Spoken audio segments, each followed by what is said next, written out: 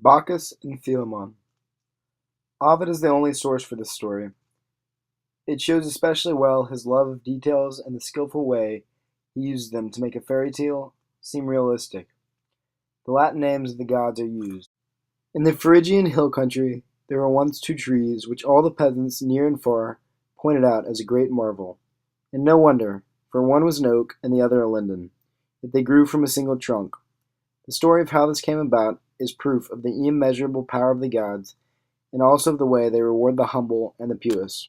Sometimes, when Jupiter is tired of eating ambrosia and drinking nectar up in Olympus, and even a little weary of listening to Apollo's lyre and watching the Graces dance, he would come down to earth, disguise himself as a mortal, and go looking for adventures.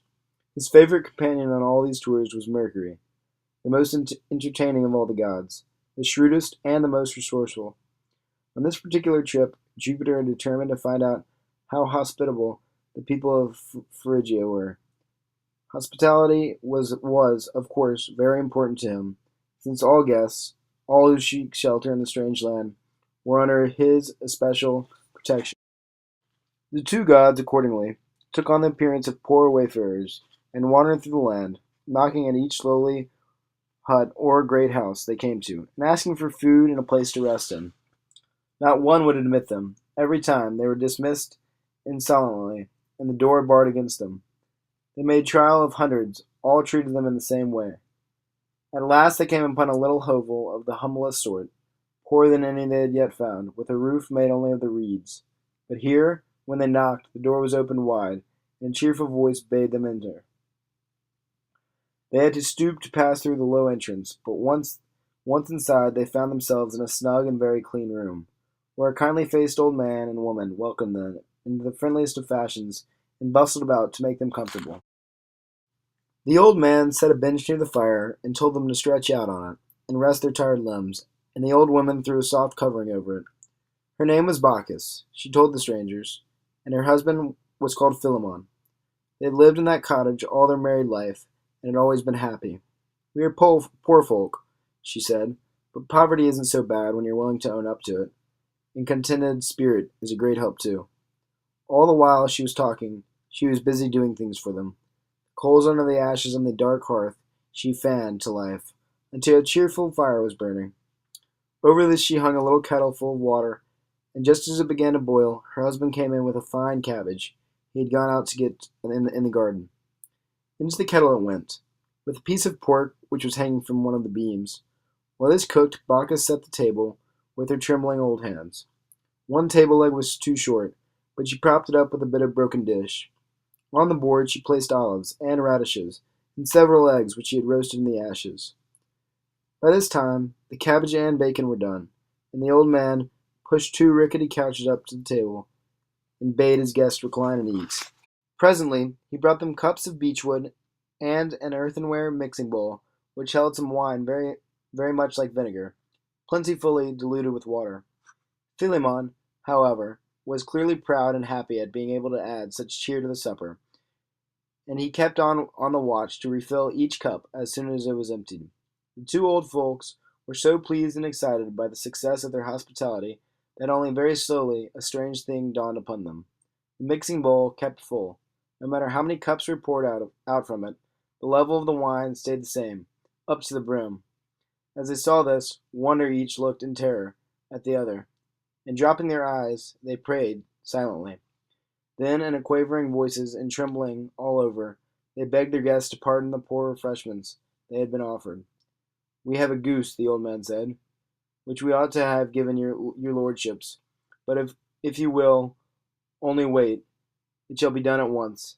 To catch the goose, however, proved beyond their powers. They tried in vain until they were worn out, while Jupiter and Mercury watched them greatly entertained. But when both Philemon and Bacchus had to give up with the chase, panting and exhausted, the gods felt that it was time that they had come for them to take action. They were really very kind. "You have been host to gods," they said, "and you shall have your reward. This wicked country, which despises the poor stranger, will be bitterly punished, but not you." Then they escorted the two out of the hut and told them to look around. To their amazement, all they saw was water. The whole countryside had disappeared. A great lake surrounded them. Their neighbors had not been good to the old couple. Nevertheless, standing there, they wept for them. But of a sudden their tears were dried by an overwhelming wonder. Before their eyes, the teeny, lowly hut, which had been their home for so long, was turned into a stately pillared temple of whitest marble with a golden roof. "Good people," Jupiter said, "ask whatever you want, and you shall have your wish." The old people exchanged a hurried whisper. Then Philemon spoke. "Let us be your priests, guarding this temple for you. And oh, since we have lived so long together, let neither of us have to live alone. Grant that we may die together." The gods assented, well pleased with the two. A long time they served in that great building, and the story does not say whether they ever missed their little cozy room with its cheerful hearth. But one day, standing before the marble and golden magnificence, they fell to talking about their former life, which had been so hard and yet so happy. By now both were in extreme old age. Suddenly, as they exchanged memories, each saw the other putting forth leaves. Then bark was growing around them. They had time only to cry, "Farewell, dear companion." As the words passed their lips, they became trees. But still they were together. The linden and the oak grew from one trunk. From far and wide, people came to admire the wonder, and always wreaths of flowers hung on the branches in honor of the pious and faithful pair. The story of Baucis and Philemon, written by Edith Hamilton, is taken from and translated directly from Ovid's poem from Metamorphoses 8. This photo shows the four characters sitting around the dinner table. As seen here in this image, Baucis is in the midst of trying to catch the goose, while Philemon seems to be having a side conversation with Mercury. The image does a nice job portraying their lack of wealth by putting Baucis and Philemon in working-class clothes, and by showing the poor conditions of their measly home. The statue here shows Jupiter sitting on his throne. Jupiter, who is the king of the gods and the god of thunder in the sky, is often depicted holding a lightning bolt while sitting on his throne. He is also often shown with an eagle. This statue is of the god Mercury. Mercury is also a very important Roman god. Mercury is probably most known for his caduceus. Mercury is the god of messengers and travelers. This image is of an ancient wine sack. This is probably something like that of the one that Baucis and Philemon used to serve wine to Mercury and Jupiter. However, contrary to common beliefs, this would have not been filled to the brim with the very potent wine formula. Instead, it would be filled less than a quarter full, and one would then mix in water to dilute it. It was up to the mixer to decide how potent he or she wanted the wine to be. Different social classes would have different types of wine sacks. The upper class would probably have something much more grand, with intricate designs, similar to the one shown here.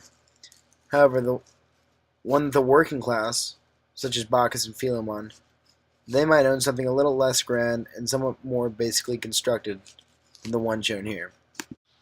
The images depicted here is of the linden and oak tree.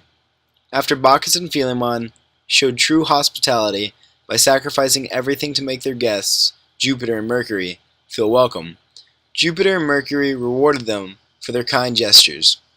As they departed ways from the hut, the countryside in the foreground turned from rolling hills and valleys into a large lake. At first, Baucis and Philemon are mortified and begin to sob, but suddenly their small hut is turned into a great temple. Rejuvenated by this, Jupiter offers them any one wish. Baucis and Philemon ask but one thing, and that is to be their faithful priests, and to die not alone, but together as a loving couple. Sitting in the middle of this lake was a new temple, replacing the one small hut. As the years went by, the couple aged, and eventually it was time for them to move on with their lives. Jupiter keeps his promise, and instead of letting them die together, he turns them into an intertwined linden oak tree. As time passed, people began to tell stories of the interlocked tree. The story of Baucis and Philemon to many feels real, a love story that is perfect to tell for many years to come. Although this myth might be unfamiliar to most, I find this myth to be one of the most emotional, loving, and inspirational myths ever told. The story of the loving couple draws the reader deep into thought, and for that, Ovid, we thank you.